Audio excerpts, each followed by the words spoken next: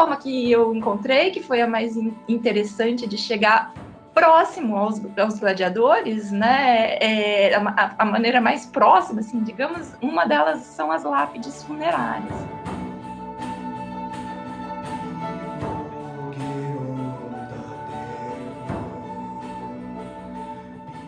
Olá, o meu nome é Renata Sena Garrafone e eu voltei aqui ao canal para dar continuidade para aquela conversa que começamos da outra vez. No outro vídeo que eu conversei com vocês, eu comentei sobre as inscrições de parede. Creio que vocês devam estar lembrados. Aquele vídeo todo foi para explicar um pouquinho sobre algumas questões relacionadas à epigrafia, né, que são os estudos, né, das inscrições latinas, e como eles aparecem nas paredes da cidade de Pompeia, e que tipo de informação que a gente pode tirar, e como que a gente pode acessar os estudos, portanto, né, das camadas populares, e o que a gente pode aprender daquele tipo de documentação. Hoje eu selecionei um outro tipo de inscrição para comentar aqui com vocês, são as lápides funerárias. Então eu vou falar um pouquinho sobre essas lápides, quais são as importâncias desse tipo de documentação, mas de toda essa documentação, eu selecionei um tipo de lápide em especial, que são as lápides dos gladiadores, porque minha ideia aqui hoje é tratar com vocês a importância desse tipo de inscrição para a gente se aproximar dos gladiadores. Então, para isso, eu vou falar um pouquinho de algumas questões relacionadas às lutas de gladiadores, e de um grupo de lápides que a gente tem registrado em Córdoba, na Espanha, do século I depois de Cristo, ou da nossa Era Comum, a respeito de aspectos da vida cotidiana desses gladiadores. Né? Então, eu espero que vocês se animem, né, a estudar um pouquinho mais sobre essas inscrições latinas, que elas são bastante interessantes. Então, a minha ideia é começar, portanto, falando um pouquinho do meu interesse sobre essas inscrições. Por que eu fui estudar as lápides desses gladiadores? Né? Porque quando comecei a me interessar pelos temas dos gladiadores e fui olhar na historiografia, a gente tem uma historiografia bastante consolidada, né, a respeito das lutas e dos estudos sobre as lutas de gladiadores e os combates. Eu acho que a vertente mais famosa e a mais conhecida, que acabou inclusive entrando para o senso comum e a gente vê muito nos filmes, né, é a ideia do pão e do circo. Então, essa ideia de que a elite romana, ela providenciava espetáculos de lutas, né, como as lutas de gladiadores ou as caçadas, esses grandes eventos que ocorriam nas arenas, é a vertente mais comum, que é de história política. Ela começou ali pelo século XIX, né, essa ideia, quando alguns historiadores do século XIX, eles recorreram à sátira do Juvenal, porque é o Juvenal que vai dizer em sua sátira que o povo romano gostava de pão e de circo. Na verdade, está num contexto ali, né, de piada que ele faz com as elites romanas, né, dizendo que as pessoas, elas tinham esse hábito, né? Ele vai degradando alguns membros da elite, fazendo algumas piadas, e termina comentando que esse cidadão que ele estava ali contando essa história para a gente, ele acabou sendo arrastado ali no meio daquela multidão que vivia de pão e de circo. Então, algo que o Juvenal construiu para tirar um sarro ali e fazer com que aquelas pessoas se sentissem numa posição de humilhação, foi entendido depois, né, por um bom tempo, e algumas pessoas ainda argumentam isso, de que é uma espécie de forma, né, política dos romanos se relacionarem. Mais tarde, ali, mais ou menos na metade do século XX, ali anos 60, mais ou menos, década de 60 do século XX, começa a surgir, né, a partir desses debates, uma ideia do chamado evegetismo, que é também um conceito depois que é bem definido pelo Paul Veyne, no livro dele sobre essa ideia de pão de circo. mas já vem desenvolvida de uma outra maneira, né, como sendo algo inerente a uma forma política, portanto, de não só de distrair as massas, mas de uma série de obrigações que esses membros da elite teriam, né, com a população. Essa ideia de que as elites romanas, elas organizavam esses espetáculos de gladiadores com essa finalidade, né, de distrair a população, ela começa a ser questionada mesmo só ali na década de 80. Tem alguns estudiosos, como o Weber, que ele vai dizer, olha, é difícil acreditar nisso, porque o império das proporções que foi o romano, né, ele dificilmente se sustentaria se as pessoas só ficassem vivendo de pão e de circo. Então, aí começam outras possibilidades de ideias, né, para se entender o mundo dos espetáculos. Então, se sabe que havia distribuição de grãos para os cidadãos, no caso, né, para evitar e combater a fome, assim como esses espetáculos. Mas a forma de estudar esses espetáculos, elas vão se alterando. Então, essa vertente da política, econômica, digamos assim, ela é a mais conhecida.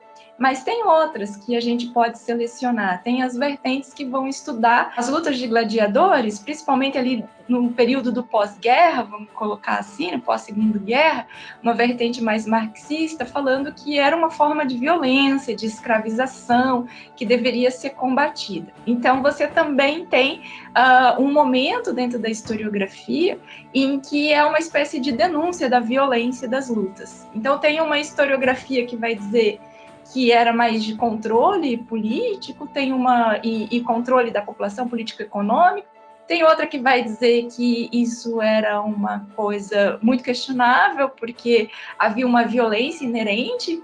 Aí tem uma outra vertente ali para os anos 70 que começa a surgir, que vai dizer que essa violência ela deveria ser entendida dentro de um contexto romano, que era uma população altamente militarizada e escravista, né? E que, portanto, a perspectiva de violência precisaria de ser revista dentro desse contexto. E ali também, nos anos 80 do século XX, a gente tem toda uma vertente mais cultural de estudar esse fenômeno. Um trabalho bem importante que chama O Império em Jogo, da Clavel Leveque, ela vai lançar um olhar mais de antropologia cultural, né, sobre esse fenômeno, e ela vai colocar as lutas de gladiadores inserida dentro de um contexto religioso, né, porque essas lutas elas eram feitas em memória sempre de algum falecido, de um membro da elite.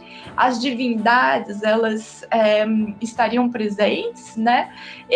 A luta ela tem etapas que antecedem, né? Ela não é só a luta em si, mas tem uma série de momentos que ocorrem ali e que precisam ser levados em consideração e analisados em conjunto. Com esses estudos de antropologia cultural, em diálogo com a história que vão surgir ali nos anos 80, o que vai se notando é que sai um pouco só dessa esfera, né, mais política e econômica, e começam a se pensar os aspectos culturais. Entre esses aspectos culturais está a tensão entre vida e morte, né, porque a luta de gladiadores, como ela sempre é um munus fúnebre, né, o nome original da luta é um munus fúnebre, né, e isso significa que é algo em homenagem ao falecido. Então, ela tem uma marcação de memória, ela tem a presença das divindades, portanto, ela representa percepções de vida e de morte dentro da sociedade romana. E, ao mesmo tempo, isso vai se desdobrando para uma série de estudos que vão ocorrer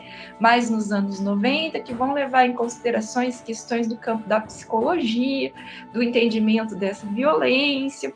Ou seja, aquela ideia, né, de que ou era só para distrair as pessoas, ou era um verdadeiro banho de sangue, ela começa a ser mais matizada. Então, não vai, digamos assim, de certa medida, excluir esses elementos, mas vai trazer à tona uma série de outras questões. E por que é interessante essa questão do âmbito cultural? Ela é interessante porque daí a gente começa a olhar mais de perto a vida dos gladiadores.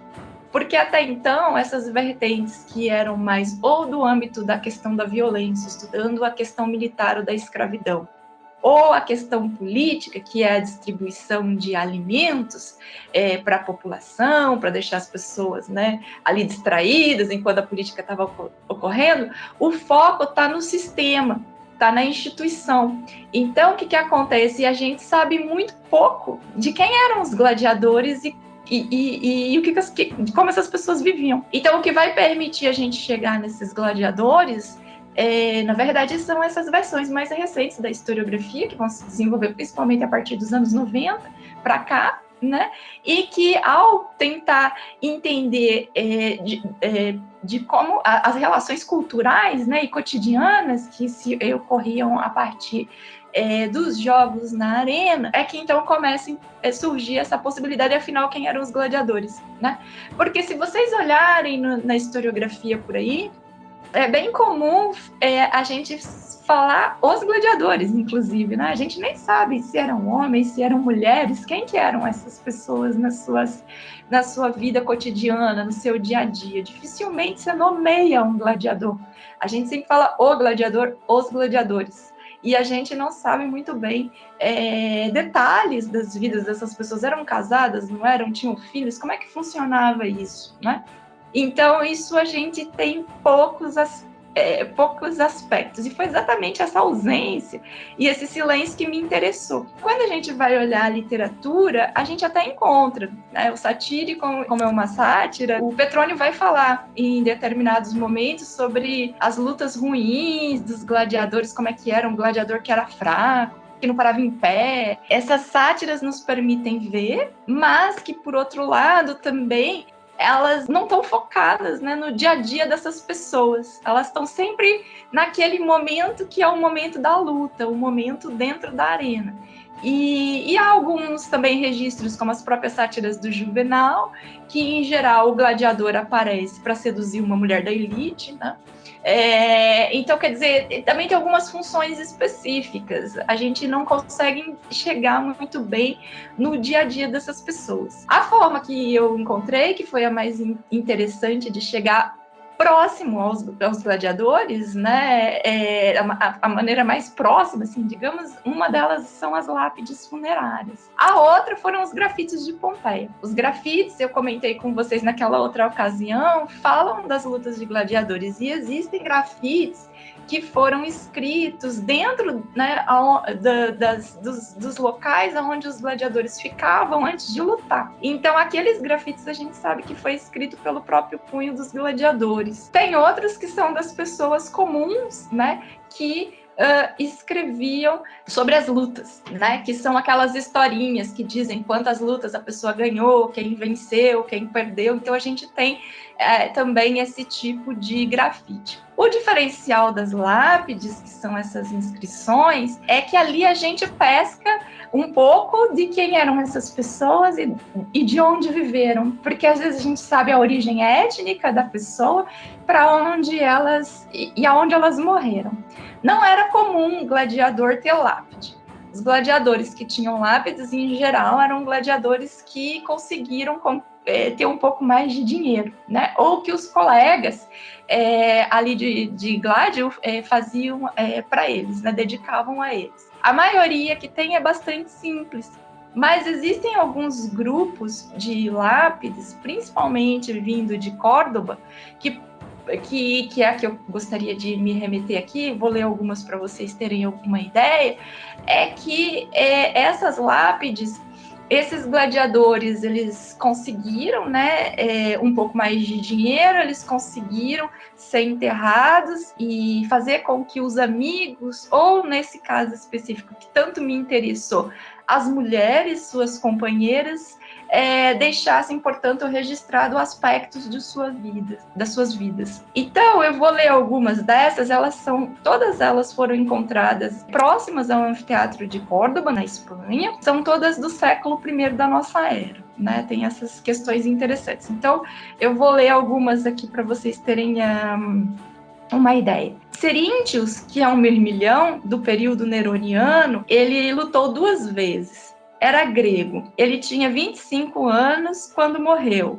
Rome, sua mulher, que pagou por essa lápide. Eu te peço, passante, que a terra seja leve. A gente sabe que é uma pessoa que tem um pouco mais de dinheiro por algumas questões. Primeiro, porque a lápide, ela foi paga. E a gente sabe que ela foi paga, que ela não foi escrita de próprio punho, porque as letras são certinhas e tem essas fórmulas do tipo que a terra seja leve. E vem escrito quem pagou pela lápide, né? Então, isso é um dado importante. É diferente, às vezes, de uma que a pessoa é mais simples e que o amigo faz de próprio punho, que as letras, às vezes, ficam um pouco irregular, né? E a gente tem menos informação.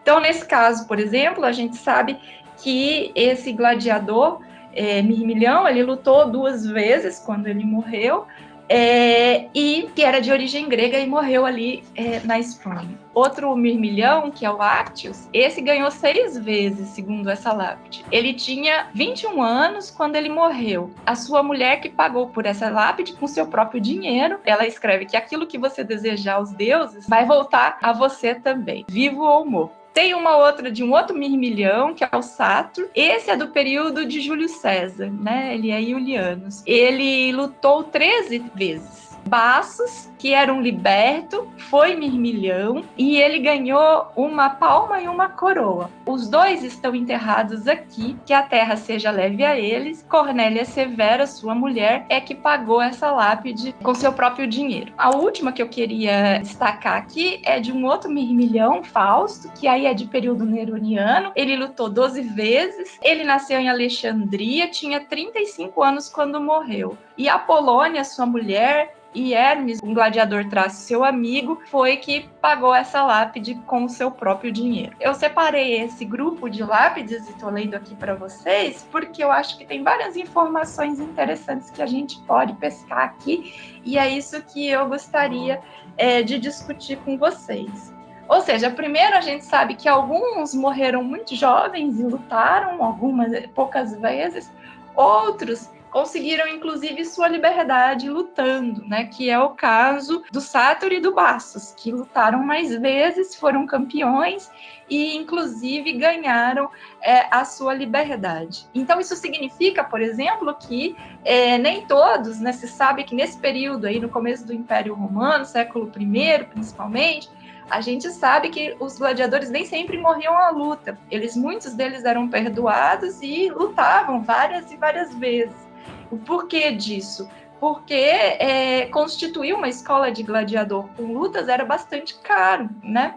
E demandava muito treino, demandava a constituição das famílias de gladiadores, né? Alimentação, uma série de questões. Então, a gente sabe que eles eram poupados. Né? Essas lápides, elas indicam que eles lutaram várias vezes e que nem sempre morriam com uma idade tão jovem. Vocês têm uns que falecem mais da faixa dos 30, 40 anos, o que já é uma idade mais avançada para a própria antiguidade, né? Esse período que nós estamos aqui falando. Então, a gente tem uma ideia de quanto tempo eles viveram, a gente tem uma ideia onde nasceram e aonde morreram, portanto, a gente consegue estudar por onde circulavam esses gladiadores e, portanto, essas escolas, como é que elas lutavam de um lugar para o outro, então é possível aí montar também um trânsito, né, desses homens pelo